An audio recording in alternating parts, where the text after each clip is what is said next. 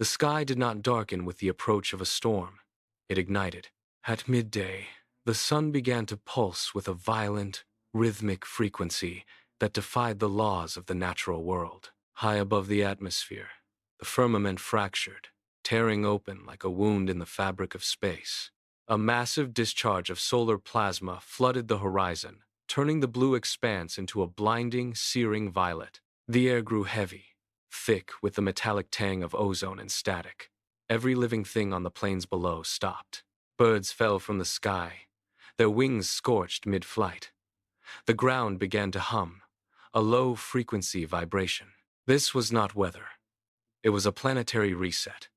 Witnesses looked upward, shielding their eyes. The heat arrived in waves, searing the surface, turning the ancient air into a glowing, toxic fog. There was only the sound of the atmosphere screaming. On the high plains of Mount Hermon, the giants stood as the first targets of the celestial fire. They did not fall to the ground. They were frozen in place as the plasma wave washed over them. The air around them turned to molten glass, and the heat began to strip the mobility from their limbs. One giant reached upward, fingers splayed against the violet sky, but the motion halted mid-reach. His skin hardened, shifting from living tissue to cold, gray, lifeless stone in a matter of seconds. The transformation moved with the speed of the light itself, locking every muscle and joint into a permanent, rigid posture. Another figure, caught mid-stride, became a statue of solid rock, his weight driving deep into the vibrating earth. There was no pain, only the instant cessation of life. As the cosmic fire calcified their very essence, they remained standing, a silent, immobile army of stone against a horizon of burning plasma.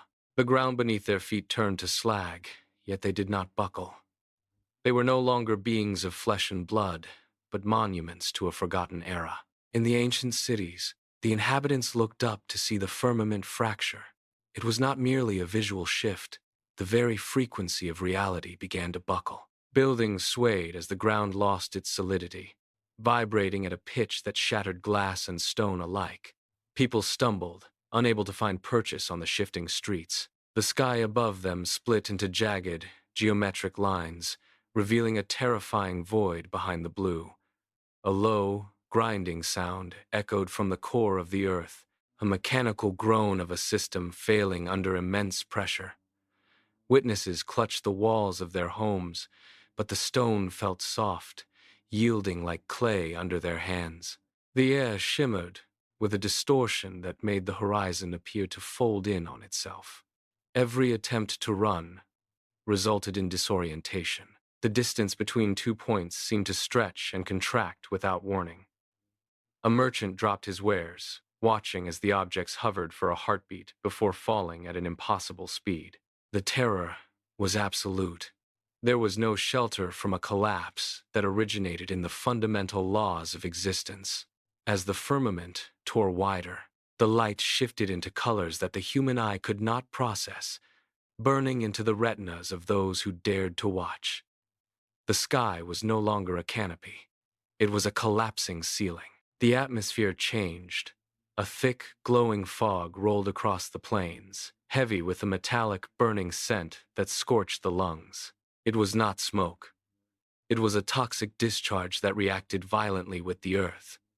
Where the mist touched the ground, the soil bubbled and hissed, releasing plumes of acrid vapor.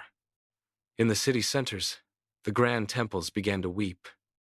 The stone, once carved into intricate permanent forms, lost its structural integrity. A massive pillar at the heart of the plaza softened, its surface rippling like water under a sudden heat.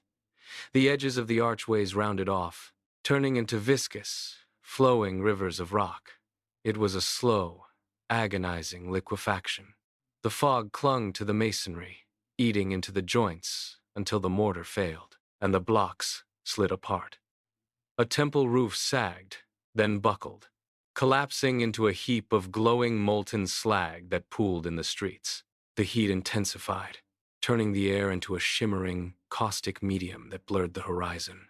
Nothing could withstand the reaction. The stone did not just break. It lost its identity. As solid matter, dissolving into a glowing, featureless sludge. The fog moved forward, relentless and hungry, erasing the architecture of a civilization that had believed itself eternal. Deep beneath the crust, the earth groaned. Massive, forgotten containment chambers buried for eons began to buckle under the planetary stress. These were the vaults of the Watchers, hidden in the bedrock, designed to hold back the tide of their own forbidden creations. A hairline fracture appeared on a central bulkhead, emitting a high-pitched whine that vibrated through the surrounding stone.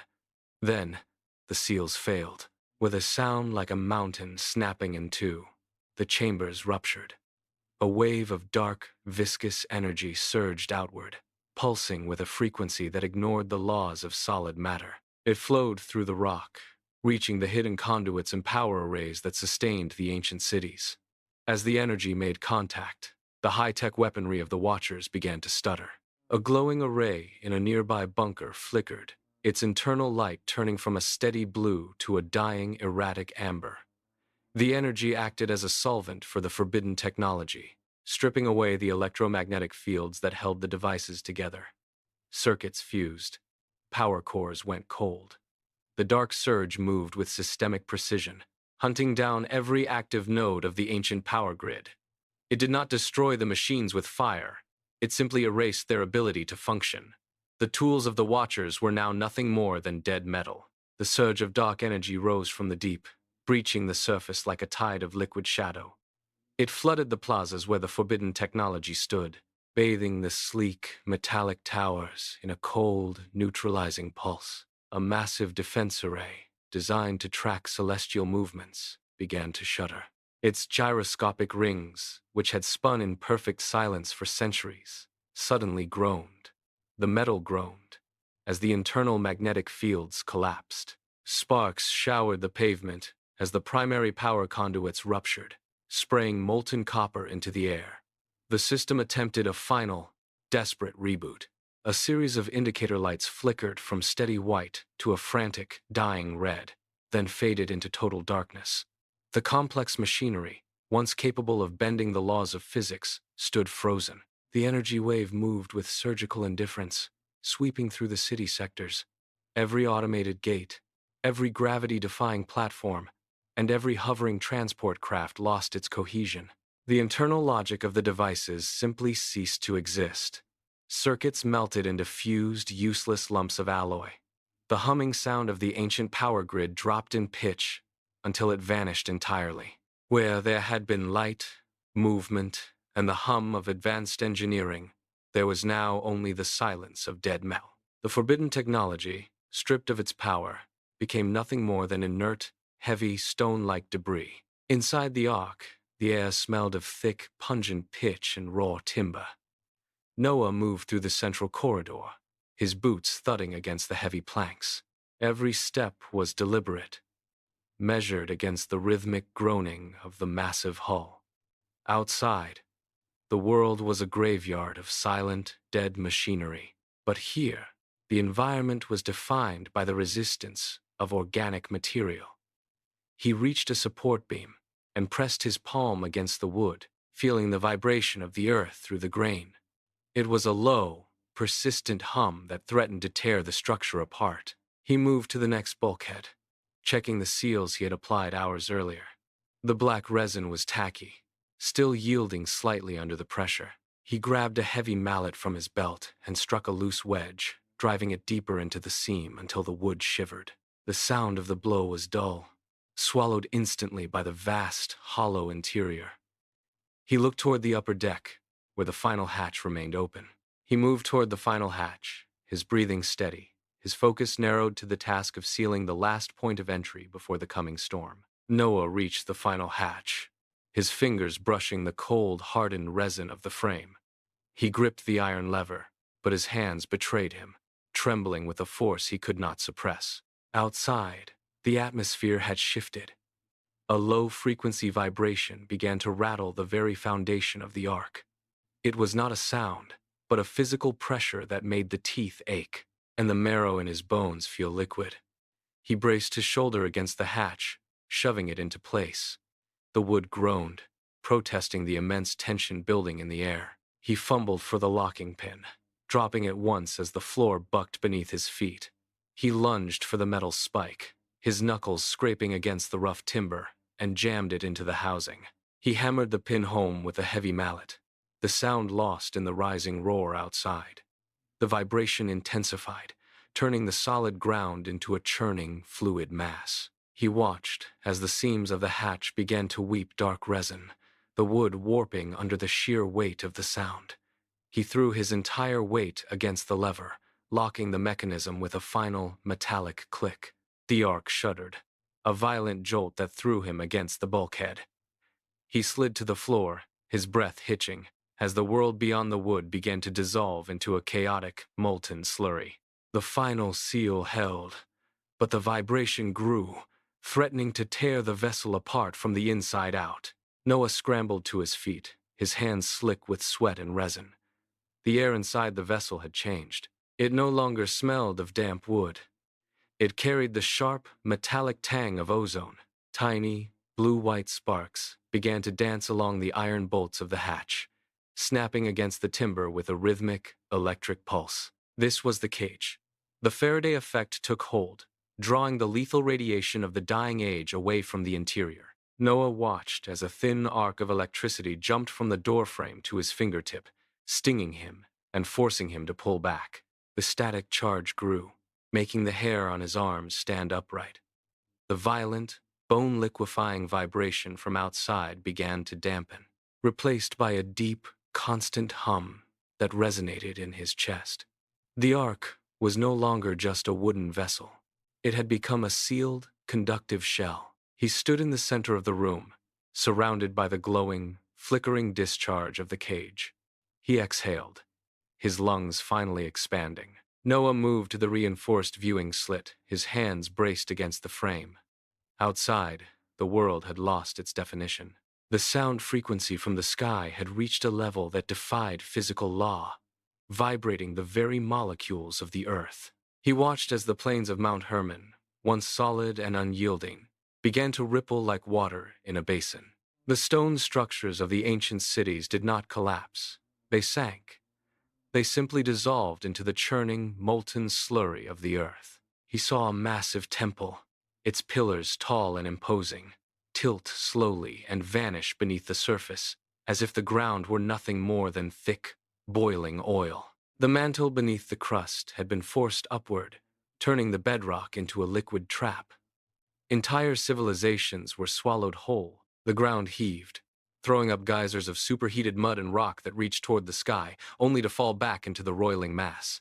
Noah gripped the edges of the slit until his knuckles turned white. The planet was shedding its skin, and everything built upon it was being reclaimed. Noah had barely turned away from the viewing slit when the floor vanished beneath him. A violent, sickening lurch threw him sideways, his shoulder slamming into the heavy timber of the bulkhead.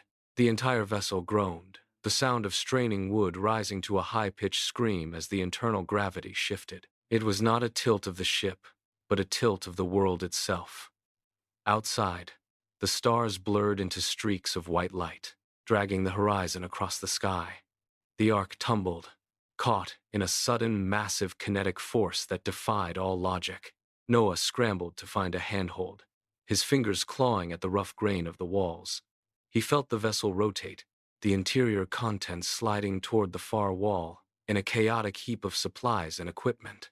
The floor tilted at an impossible angle, nearly vertical, forcing him to press his entire weight against the wall to keep from falling. Outside, the sky and the earth traded places. The ocean did not rise. It fell upon the world. Miles of brine, displaced by the sudden tilt of the planet, gathered into a singular, vertical wall that raced across the basin. Noah watched through the reinforced glass as the horizon vanished behind a rising curtain of blue-black shadow. The water moved with a terrifying rhythmic speed, its crest foaming with the debris of 1,000 years of civilization. When the surge struck the continental shelf, the impact registered as a deep, bone-shaking thud that resonated through the hull of the ark. The coastline, once defined by jagged cliffs and sprawling ports, simply ceased to exist. The water did not just flood the land, it scoured it. It tore through the valleys, ripping the topsoil from the bedrock and carrying entire mountain ranges into the churning maw of the deep. Buildings were pulverized into dust, their foundations snapped like dry twigs under the sheer mass of the incoming tide. The water surged upward, climbing the slopes of the highest peaks, turning the world into a singular, featureless expanse of gray, swirling foam. The violent motion of the surge leveled off into a rhythmic, heavy swell. The ark, caught in the grip of the current, rose high on the crest of a dark, churning wave. Noah pulled himself toward the viewport, his boots sliding on the wet, slanted deck. As the vessel crested the peak of the water, the murky foam cleared for a brief, terrifying moment. Below, the ocean floor was not empty. He looked down into the depths to see the skeletal remains of a sprawling, ancient metropolis. Massive stone pillars, once part of a grand temple complex, lay shattered across the seabed. The water moved through the hollowed-out shells of buildings, swirling around monolithic arches that had been pulverized by the initial impact. A network of paved roads, wide enough for a dozen chariots, stretched into the gloom, disappearing under layers of silt and debris. The ark drifted over the heart of this submerged empire, its shadow passing over the tops of towers that had once pierced the clouds. There was no life, no movement, only the steady, relentless pull of the tide dragging the vessel toward the horizon. The scale of the ruins was impossible. Noah pressed his hand against the cold, vibrating glass, watching as the last of the stone spires faded into the dark, swirling abyss below, leaving the ark alone on the surface of a drowned, silent world. The water beneath the ark began to glow with a sickly, rhythmic pulse. It was not the reflection of the sun, but a deep, violet luminescence emanating from the seabed. Noah leaned into the viewport, his breath fogging the glass as he traced the source of the light. Below, the ruins were not merely drowned, they were vitrified. Massive stone temples, once grand, were now fused into jagged, molten slag. He watched as a series of geometric metallic vents, the forgotten fountains of the deep, erupted. These were not natural fissures. They were containment chambers, now ruptured and venting a force that neutralized the very laws of physics. The water around these sites did not boil. It shattered, vibrating at a frequency that turned solid rock into liquid dust. This was a surgical strike. The entire planet had been subjected to a planetary reset, a calculated intervention designed to erase a specific forbidden technology. Noah saw the remnants of strange, advanced machinery scattered across the ocean floor, their circuits fused and blackened by the cosmic fire. He pulled back from the glass, his hands shaking as the truth settled in. The world had not been destroyed by nature. It had been deleted by a cosmic authority. The silence inside the ark grew heavy, pressing against the eardrums like deep-sea pressure. Noah sat on the floor, his eyes fixed on the blank metal wall. He tried to reconstruct the schematics of the machines he had seen on the ocean floor, but the images blurred. Every time he focused on the geometry of the containment chambers, a sharp, metallic ringing erupted in his skull. He reached for a stylus to draw the patterns, but his fingers refused to grip the tool. The knowledge was there, yet it felt like a ghost limb present in concept, but unreachable in practice. A low-frequency vibration hummed through the hull, a rhythmic pulse that seemed to scrub the neural pathways clean. He watched his own hands tremble, not from fear, but from a sudden, hollow exhaustion. The specific details of the ancient cities, the names of the architects, and the function of the forbidden technologies began to dissolve into a gray, static haze. He looked at the hatch, trying to remember why he had sealed it, but the purpose behind the action slipped away, leaving only the mechanical instinct to survive. The trauma of the reset was not just in the ruins outside. It was a biological purge. He closed his eyes, and the last coherent image flickered and died. The grinding of metal against rock signaled the end of the voyage. The ark tilted, settling into the soft, ash-covered silt of a mountain ridge. Noah stood before the final hatch, his hands moving with a mechanical, hollow purpose. He threw the locking lever, and the seal hissed, releasing a gust of air that tasted of sulfur and cold, stagnant water. He pushed. The heavy door groaned, swinging outward to reveal a horizon that defied recognition. There were no spires, no humming energy grids, no familiar constellations in the sky. Only a vast, gray expanse of mud and jagged, vitrified stone stretched into the distance. Noah stepped out, his boots sinking into the wet, cooling ash. He turned back to the vessel, scanning the landscape for a single landmark, a tower, or a road. But the earth had been scrubbed clean. The silence was absolute, a heavy, suffocating weight that pressed against his chest. He looked at the other survivors as they emerged, their eyes wide and vacant, reflecting the same profound disorientation. They stood on the precipice of a new, primitive age, unaware that the world they had inhabited was now a ghost. Noah reached down, picking up a handful of the gray, fine-grained dust. It slipped through his fingers, leaving no trace of the civilization that had once stood there. The centuries folded like paper, leaving only the scars on the landscape. Today, the wind whistles through the jagged, vitrified ruins of Scotland. The stone is fused, turned into glass by a heat that defies natural explanation. A traveler walks past the site, boots crunching on the gravel, stopping only to brush a hand against the dark, hardened surface.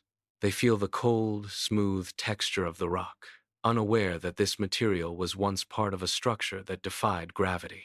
In the distance, the sun sets, casting long shadows over the melted temples of India, where the stone still bears the marks of a planetary-scale fire. We walk these paths daily, our feet pressing into the bedrock of a civilization that was erased in a single violent heartbeat. We look at the ruins and see only curiosities, artifacts of a primitive past, never questioning why the stone flows like hardened wax. The evidence is beneath our souls, a silent record of a cosmic conflict that reset the clock of humanity. We are a race with amnesia, moving through the remnants of our own forgotten origins. Every step on this vitrified earth is a walk through a graveyard of advanced technology, yet we remain blind to the truth. The silence of the stones is not an absence of history, it is a wall. The story of the flood is not a myth of water.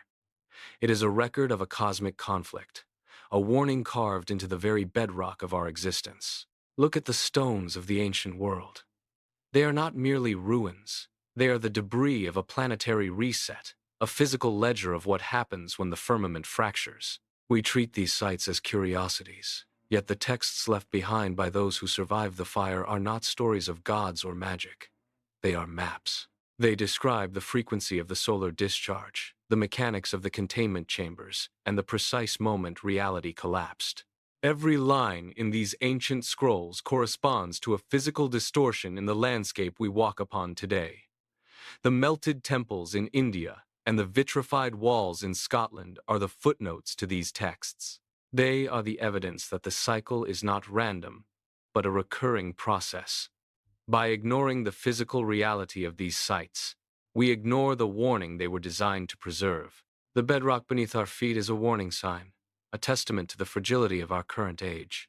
If we stop looking at these ruins as ancient history and start seeing them as a technical record, the pattern becomes undeniable. The texts are our only guide, the final bridge between the world we think we know and the reality that was once burned away. We are standing on the edge of the same cycle, and the evidence is not hidden. It is beneath our boots, waiting for us to read the warning before the next reset begins. The firmament is thin. It is not a solid dome, but a fragile membrane stretched over a volatile reality. We look at the night sky and see only distant, cold points of light. We are wrong. Those lights are the silence of the stars, a vast, waiting presence. The forces that reset the world before have not vanished. They have merely waited for the cycle to complete. The patterns in the ancient texts are aligning again. The frequency of the world is shifting, vibrating with the same unnatural rhythm that preceded the fire. We are not observers of a finished history. We are participants in a process that is nearing its final phase. The curtain is not just thin, it is fraying. The forces that once pulled the sky apart are gathering in the dark, ready to reach through the veil one more time. Look up, the silence is ending.